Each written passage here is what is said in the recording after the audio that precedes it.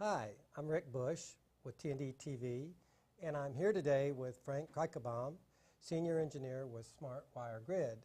And today we are discussing the role of advanced technologies being applied in the power delivery marketplace. Frank, welcome to T&D TV. Thank you, Rick. It's great to have you. Now, this November, we're producing a special supplement on the diagnostics, monitoring, and control of the power delivery system.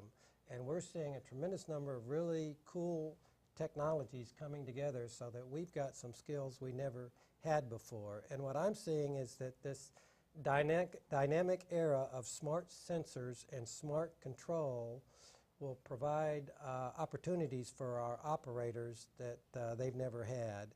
And we're covering your company, Smart Wire Grid, in this supplement. And from what I've seen, polling companies all over the world, we really have seen almost no companies that have the capacity to control power flows out on the line.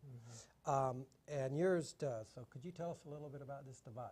Sure. It's a distributed device. It sits out on the line. It actually clamps around the line. Mm-hmm. And it's powered by the line.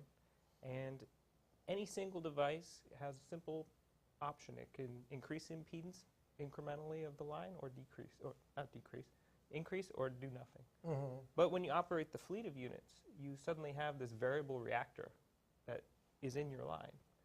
And you have enough control capability that you can start doing some pretty neat things on power flows in your system.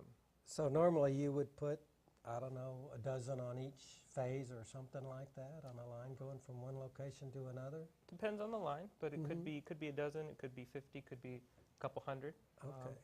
But we have the ability to control them autonomously or remotely, and you can achieve whatever objectives you need to achieve as a utility for the day.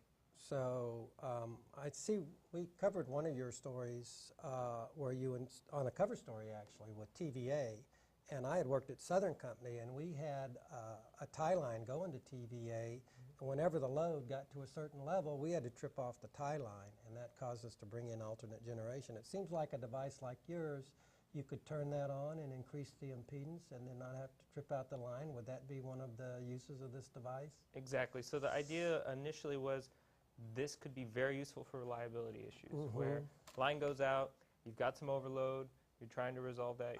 Yep. Okay. Yep. Okay. So this product's still fairly new, I take it. Did you do some tests on this equipment before you went to TVA? How did that come about? Sure. We've been working on the technology since the early 2000s. Okay. And then Georgia Tech, the technology came out of Georgia Tech, and Georgia Tech worked with a number of utilities, namely TVA, Southern Company, Baltimore Gas, and NRECA. Okay. And they got around the technology, said, we like the idea, we want to define the specs. Okay. And if you can meet those specs, then we'll deploy.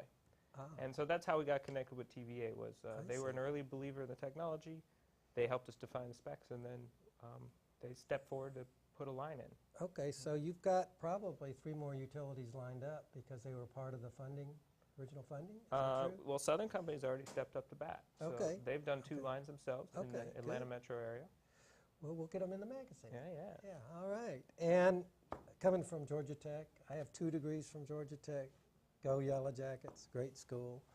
Glad to see you here and making a difference. So have you found any other uses rather than like retarding flows? Are there some other areas that are popping up, stability or things like that? Mm-hmm.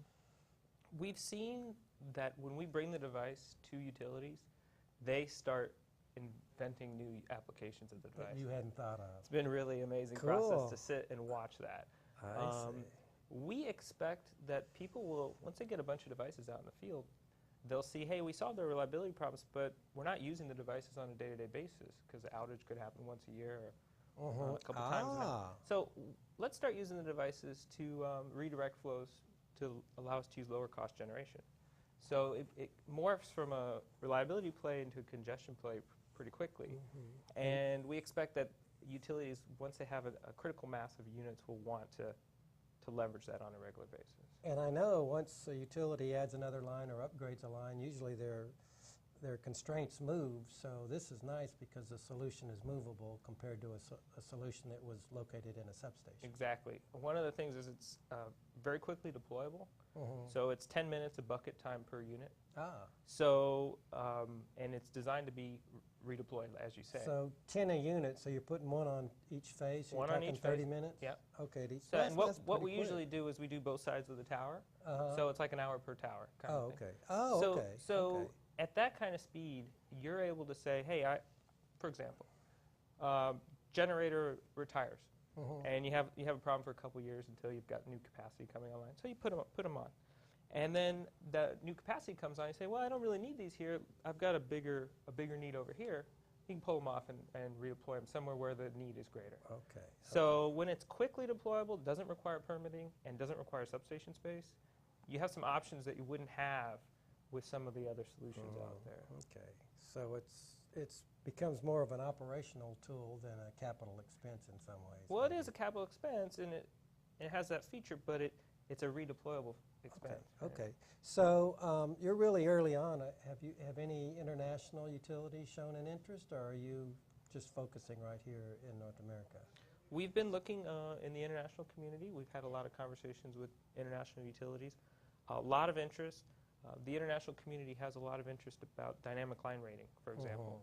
And so this device plays really well with dynamic line rating. Okay. And we've seen that with a few conversations that that light bulb goes off right away. Okay. Okay. Very good. So look for some announcements in the international space from us. So this is basically a product that meets a global need. Okay. Well, and for those of you in the audience, we've recently run a webinar on the use of this smart wire grid technology, and that Burns and McDonnell sponsored webinar is now available for viewing from the T&D World homepage. So this conversation is now concluded, and I would like to thank Frank Kreikebaum with Smart Wire Grid for joining us today. Thanks for having me. Pleasure. Yeah.